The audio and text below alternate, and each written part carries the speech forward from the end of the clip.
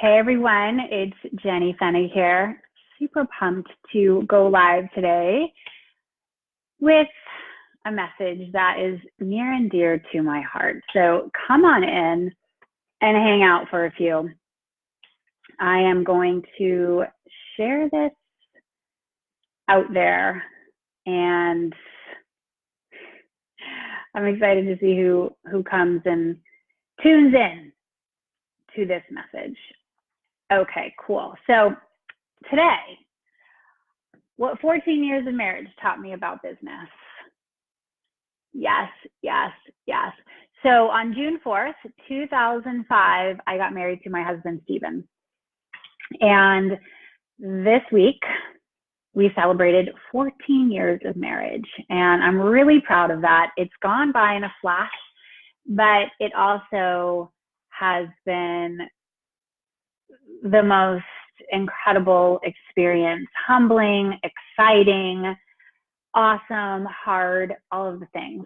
And as I was tuning into how I wanted to mark this occasion and really celebrate, I said, this is who I am as a teacher and a coach and a guide, is I share lessons. I take all the experiences from my life and I distill them into lessons that I can put out there to you, my wonderful community of women on a mission, those of you who are doing incredible things in the world.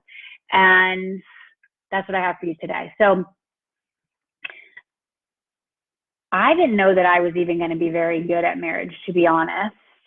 My parents divorced when I was a young girl, and that's a piece of the lesson that I want to share with you today. And just like that, I didn't quite know that I would be great at business once I found myself in this realm. But when you have the courage to show up and engage in conversation and learn and stay curious and stay connected and get help, then there's no distance you won't be able to travel. So there are so many links here between marriage and business, it just blows me away. And one of the lessons that I want to share with you now that equates to both marriage and business is this: it's the long game. It's the long game. I've been an entrepreneur for more than 11 years now. I've been in business for more than 2 decades. And when you are growing your thing out there in the world, when you are taking this marriage or this business to the next level, you want to have a vision and you want to know that it is the long game to realize this vision. I didn't get married so that I could get divorced the next year. I wanted us to be able to go the distance. And, so far, so good. 14 years in. And it's so true for business as well, that this is the long game. So I see a lot of kind of newer coaches, newer, online course creators, program leaders, retreat leaders coming in, and they want kind of like Insta success. And, we have so much Insta now. We've got Instagram, we've got instant this, instant that. But a long-term marriage isn't an instant thing that happens. A long-term business and long-term business results and like a really, really powerful foundation that gets built over time. And so remember that business is the long game. Marriage also taught me that you have to be willing every day to show up, and you must decide to show up every single day for your business and for a relationship. Consistency is key. Your people need to see that you are here and that you're not going to simply just flake out and never show up again because your life you've got things going on. We all have things going on, but your willingness to show up every day, even when it's hard, even when you're not quite sure where it's all going, even when sometimes you don't like your business or you might not like your partner so much that particular day. All right. It's that willingness to say, I'm showing up anyway because I've made a commitment. I've made a commitment to our union and I've made a commitment to this mission. So decide to show up every day, even when it's hard. Another lesson, vulnerability matters. Vulnerability matters. So in a relationship, you're only going to simply scratch the surface if you're not willing to be vulnerable with each other. And be real with what's really going on and to trust someone with your truth. All right. And this is so applicable to business as well.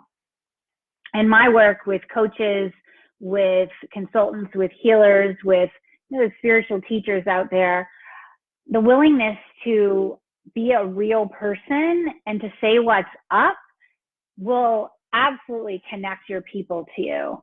And it can feel a little scary at times because you might risk rejection. You might risk people not totally getting it.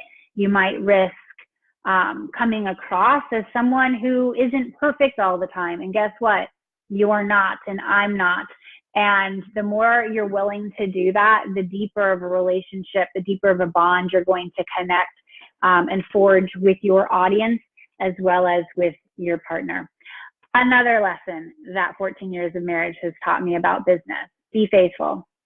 Be faithful. Be faithful to the little things. Be faithful to the mission. Be faithful to the spirit of what it is that you're doing together.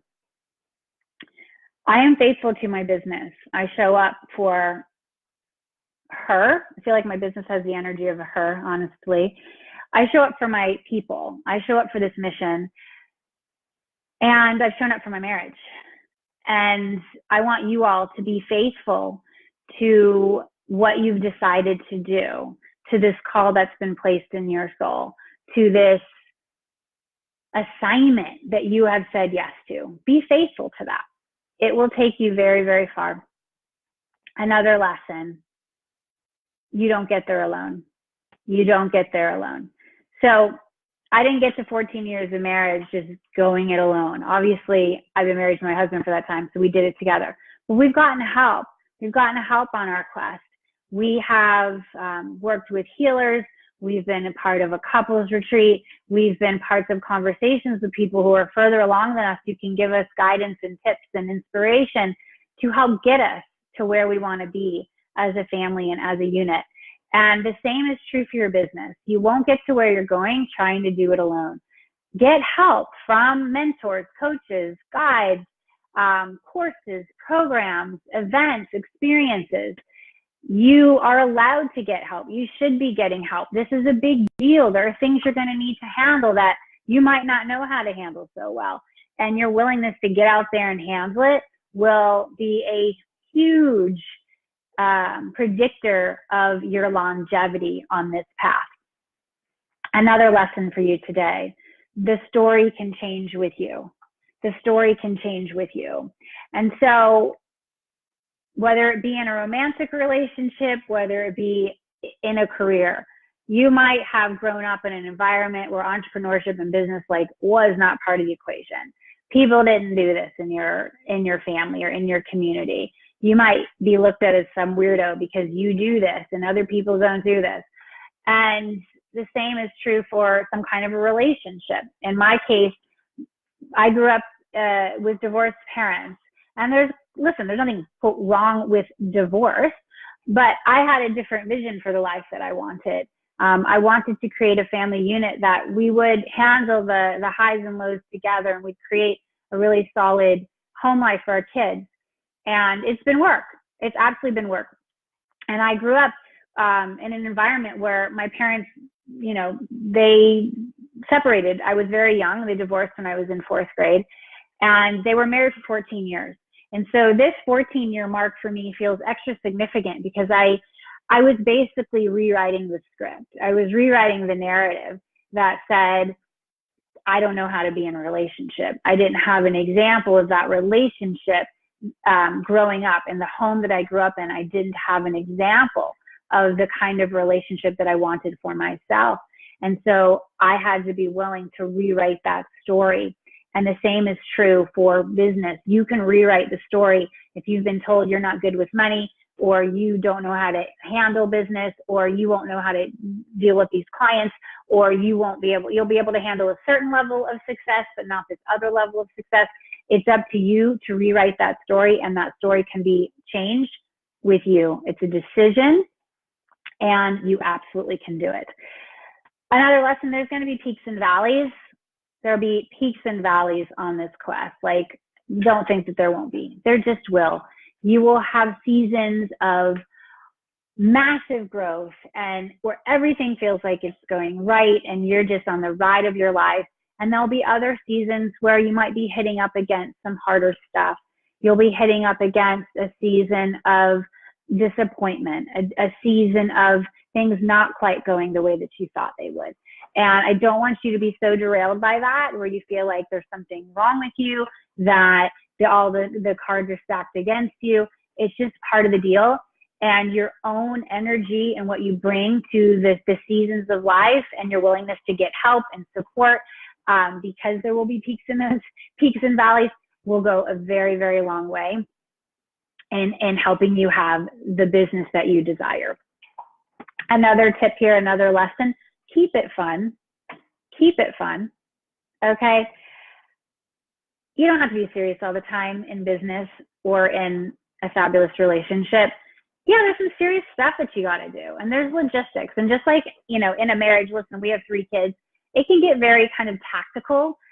Who put away the dishes? You take out the garbage. You're taking the kids here. Da, da, da, da, da. The same can happen in your business where you kind of just drown in the admin. You drown in some of the decisions. You drown in, this thing happening, that thing happening, these things on your schedule. But don't forget why you started, and don't forget to keep it fun and add lots of splashes of creativity, lots of experimentation, lots of not taking it so seriously. Like, I take my work seriously, but I aim to not take myself so seriously and not be so kind of pulled down by just the random things that are going to happen on the path, because that's just life. That's just life. So keep it as fun as possible. And when you feel like you've forgotten how to have fun, get out of your freaking office and go on an adventure. Go take a run. Go hang out with your dog. Go sit with a tree for a bit and just tune into the really powerful energy that's around you all the time, and stop making it so freaking boring and drudgery, okay? Because life is just not meant to be like that, and neither is business. And then the final tip I want to share with you today is to protect the house of your creation. Protect the health of your creation. And so in my marriage, my job and my husband's job is we protect the health of our marriage. And we do that by being in communication with each other and ensuring that we have the right foundations in place for our home and for our children and for our health and, for all of it.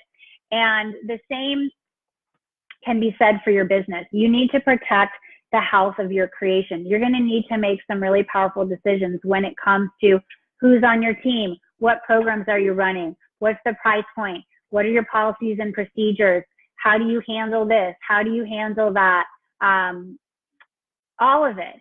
And I just was hearing an amazing woman speak about this. She's built a global cosmetics company. And that was a question I asked her, was what was, one of the hardest lessons learned she had. And it was really about kind of team and ensuring the right people are on your team. And if you have the wrong people on your team or the wrong kind of energy in your life, it will sacrifice the health of your creation, the health of your company. And then on the relationship side, the health of your relationship or your own personal health. And so you will have to be so strong and so disciplined and so discerning about the calls that you will need to make. All right. As the head of your business, okay, you are the one making these calls. And I know there's been many calls I've needed to make in the 10 plus years I've been an entrepreneur. And there have been seasons, and I look back, seasons where I have avoided making a particular call. Unrelated to team, to be real with you, because I felt bad. I felt guilty. I felt like maybe I was asking too much, or, I'm too hard to please and blah, blah, blah. It's like I go down the rabbit hole. And once I've realized that I can have what I want and there's people out there who can support me in the way that I want and the business really needs, I've freed myself up from being in that guilt and being in that shame, because I know when I make that call, I am protecting the health of my creation. I am protecting the health of this business. And the business feels like it's a child. It has life. It has dreams. And you are the one to protect it. You have to protect the health of that business. Okay. And so these are some of the lessons that 14 years of marriage have taught me about business. I hope they've been helpful for you.